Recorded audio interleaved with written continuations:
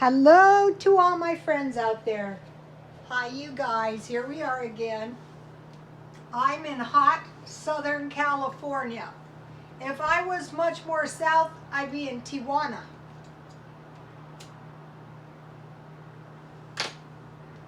So I hope everyone is doing okay. So now this is exciting. This is pretty exciting. I have 170 new followers. Hi, you guys. That's a lot of people, you know that? In the world of YouTube, it's not. But, you know, when you think at the other end of those subscribers is a person, it's really neat. So I have 170 new subscribers. So hi, you guys. Thank you for joining me. Okay, this channel is like you're in my kitchen, what I do. And when I was a kid, I liked to be in my grandmother's kitchen, and my grandmother and aunts would cook. And I loved it, and that's what I try to do. I do have some subscribers, though, that have been following me since the beginning, July 21st, 2012. I always say it's 5 years, but no, it's a lot longer than 5 years. It's unbelievable. And I have a very strange channel. My videos don't get that many views, you'll notice. But somewhere along the line, I have 2,354,035 views, which is incredible. So now, tonight, what I want to discuss is, what about buying expired food or food that's nearly ready to expire, and stockpiling. So I want to start out with stockpiling. So if you're new to stockpiling, sometimes when I say this stuff, I'm thinking people really don't know what I mean. That's why it was so helpful. This is some mint tea. Somebody asked me, what was this? Well, I got this for Christmas, and it was a growing kit, and it was basil seeds. It was the works, but I grew my basil seeds. Now this is one of my failures. I grew my basils, and one night bugs flew in, and I mean there was nothing left but stems. So I'm sure my basil was tasty, and I still have a jar. And then if you're like a city dweller, and now these are, can you see these are noticeably bigger? I sprouted these out of some tomato seeds out of my tomatoes that I bought at 99 cents only. And so I'm interested to see if any, you know, they go, oh, well, the seeds are Terminator seeds, yet they try to impose huge fines if the farmers hold back seeds. So I have my doubts about that. But we'll see. My plants could be sterile. So try to grow, this is planting season. If you live like in the cold country, start your plants inside. Just put them by a window or cover them with like some plastic. You know, make a little greenhouse type thing.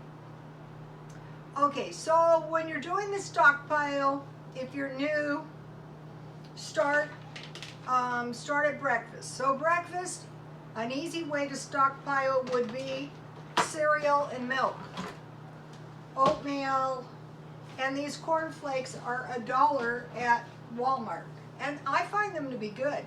Cornflakes and milk. Today I bought frosted shredded wheat at 99 cents only. I love that stuff, but I gave it to my son. Raisin bran, cornflakes, shredded wheat, those are all good ones. Cheerios, multigrain, and then I bought one of these cans. Oh, I bought two, but I gave one to my son. 2 cans of milk for your stockpile. I bought, these are about $5, and it's 12 servings for $5. I assume 8. So if you're new to stockpiling, you could start out with some kind of cereal. I suggest buying cereal you actually like. That would be a way to go. So then, you know, if you, now I will get into a little bit, we could get shortages of oatmeal, and that would be super bad. Like when you have all the oatmeal or cereal you want, it's not a problem, but what if there wasn't any? Okay, and so what I do This is what I'm talking about, my half-eaten packages. These are boxes of tea, various assortments of tea. And I try to be really careful with my tea. I buy these at 99-cent or Dollar Tree black tea, 100 bags. And if you keep them wrapped up, they'll last forever. So, you know, try to buy those bags in bulk. And then, you know, I have this nice assortment. Because tea is the cheapest thing you can buy, ever buy. And if you have a little sugar, if you're running low on money, you know, it's better than only water.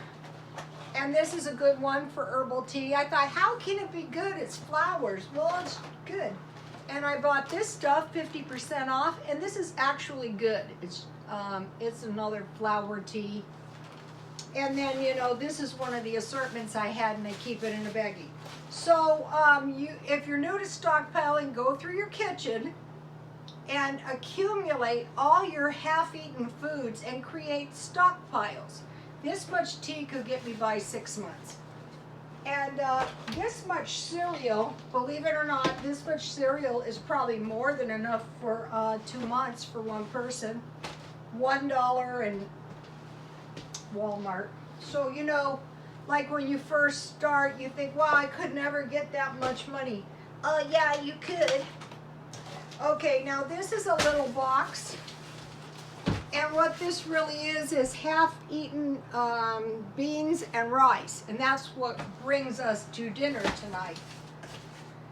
So what I try to do is eat all the stuff that's open first. So I have some crushed red pepper.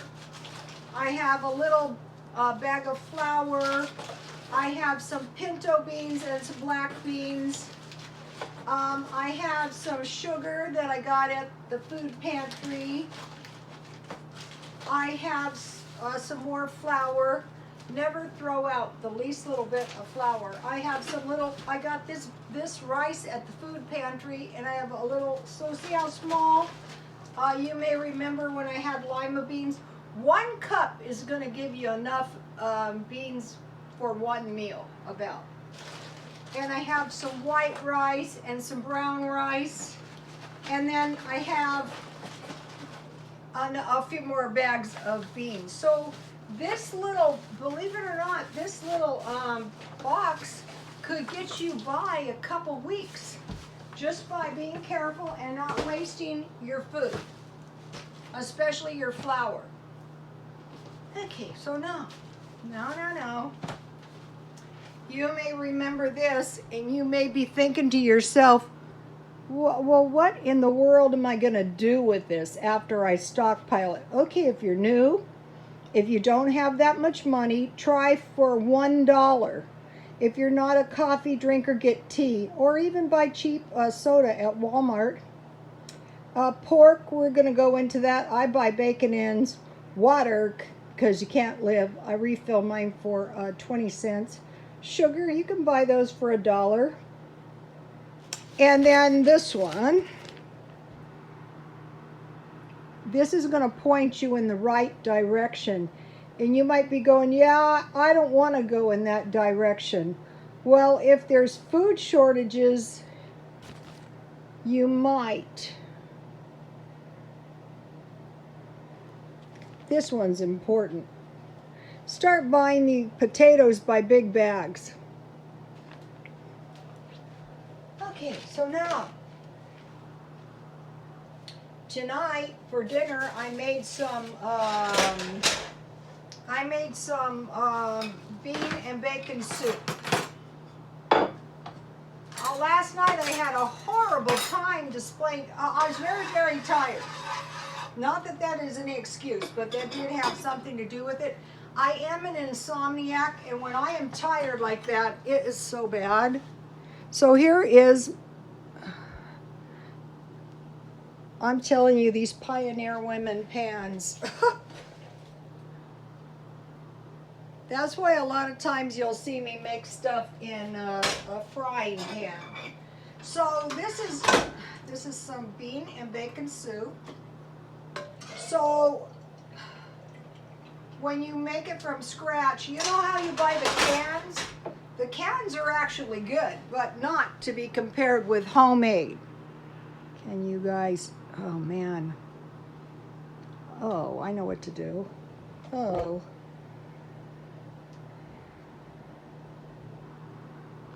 All right, I don't know if that was a good idea or not.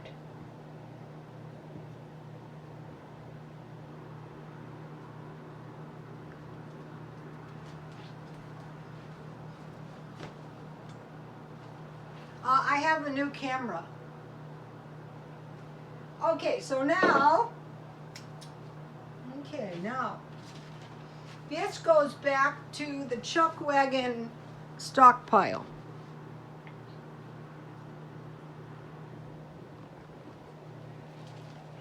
Beans, you want flour so you can make bread, and so now this goes, should you, when you're stockpiling, well, what about your food when it's getting old? Or what about buying food that's nearly expired? Or what about, if it's almost to the best buy, should I buy it? Well, I think it depends on what it is and how cheap it is. So today I got raisins. Okay, now you notice this is one of the things. Dried apples, dried raisins, cheese, onions, and potatoes. So I got, these were 50% off. That's a good news. So I got these for 50 cents each. But the bad news was these expired on January 14th, 2020. But they're in packages, so, I said to myself, chances are they're gonna be okay. I don't see any mold or anything. So it was discussed that one of the best things for the COVID, for not getting it, is baking soda. So I thought I'll make some soda bread, some raisin bread with soda bread. I was searching for that recipe for many, many, many, many years. And I finally found one that suited me. So now,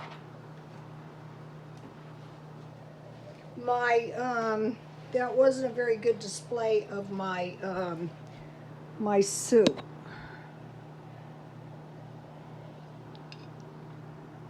Maybe this is better. Okay, so now. So you want to stockpile beans. And you might be going, I don't like beans that much. Well, if we start getting food shortages, they might taste a bit better.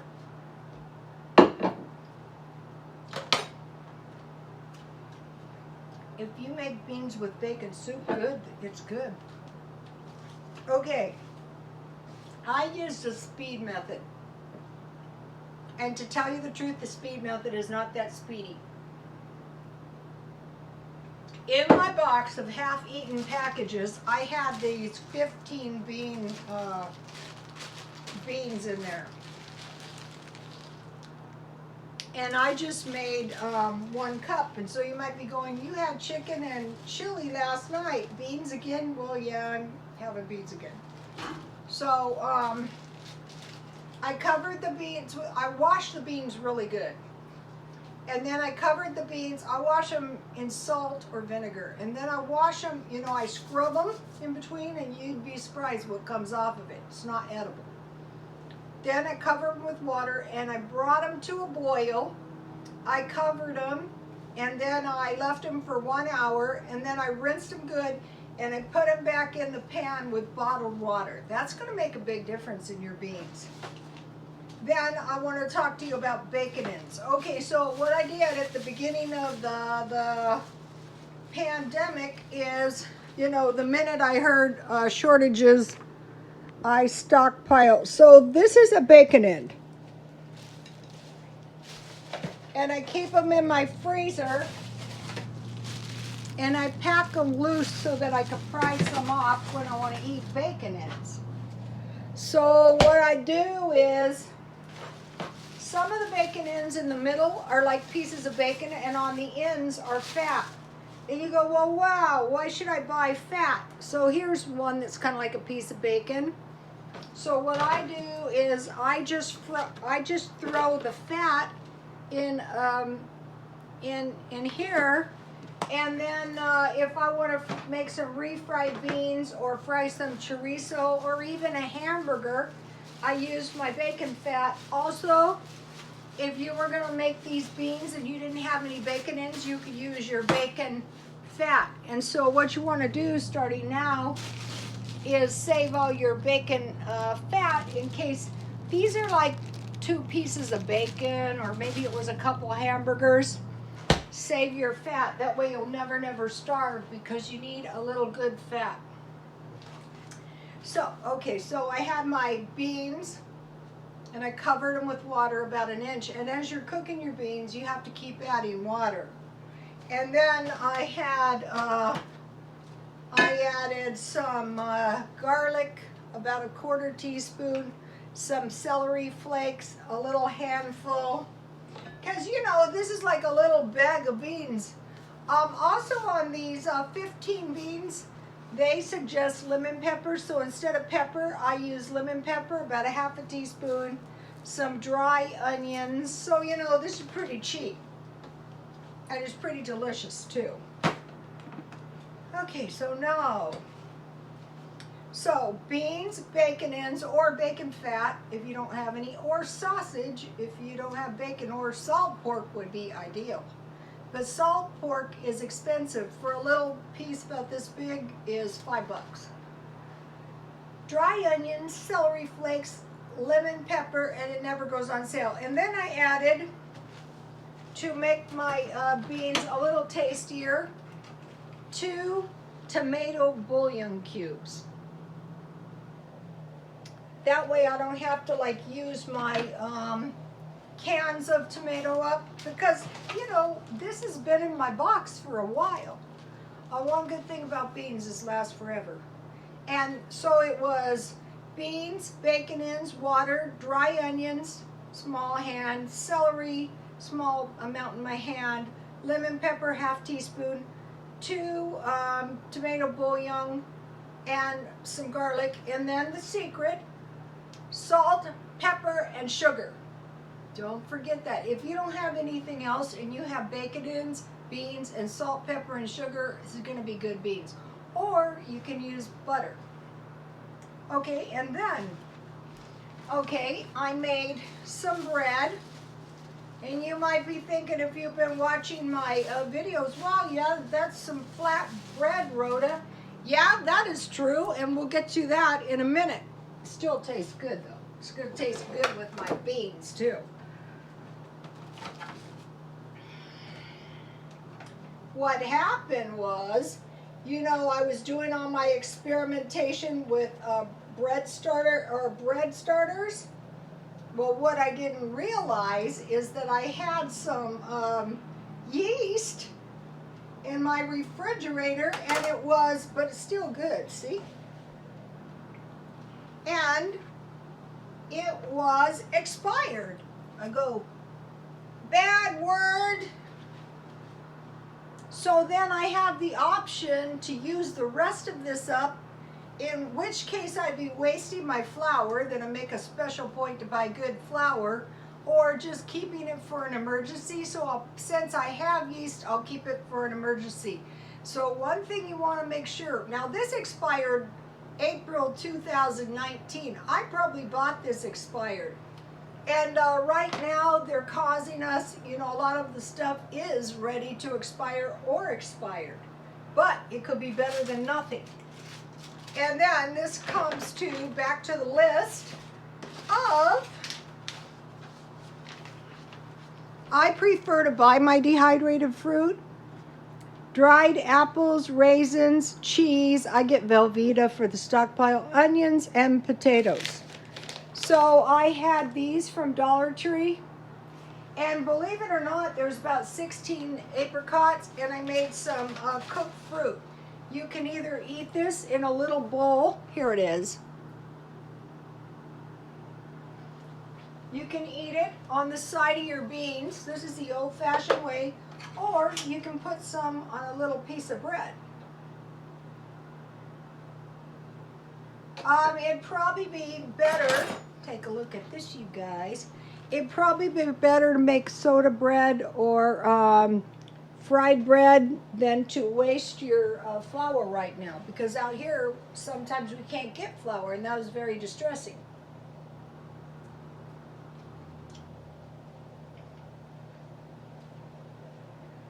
Okay, for the cooked fruit, fresh, frozen, canned, or dehydrated fruit, you cover it with water, add sugar, cook it down, and mash it until you get it, you know, the thickness you want it, and then put sugar, did I say sugar? Fruit, water, sugar, and then a little lemon juice if you have it. Okay, so expired fruit, expired flour, expired yeast. What I do with it is I generally just eat it down little by little. Like, I don't give myself a solid diet of it for a whole month, but 1 or 2 times a week I might eat it, and it doesn't kill me, and I don't like to waste. Okay, when I went to the food pantry, I got these cookies, and they expired February 27th. So I got them just before that. So I froze them. So for dessert, I made a tasty batch of cookies. And I don't think they'll poison me. If they seem spoiled, I don't eat them. But generally, you know, you can eat it.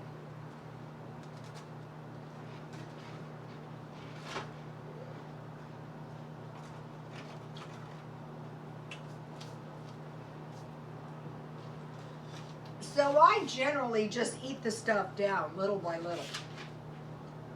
Okay, so now this will do. Since I had my chicken chili, that was good. That was so easy, and that was so good the next day. I'll do the same thing with this. I'll just put it in a bowl, and then I'll take like half of it out, what's left, and I'll eat it for lunch. And I'll eat the rest of my chicken chili. There's no chicken left in it. That's why I had chicken chili, because I had 6 chicken legs, and so I had 3 barbecue chicken and then chicken chili.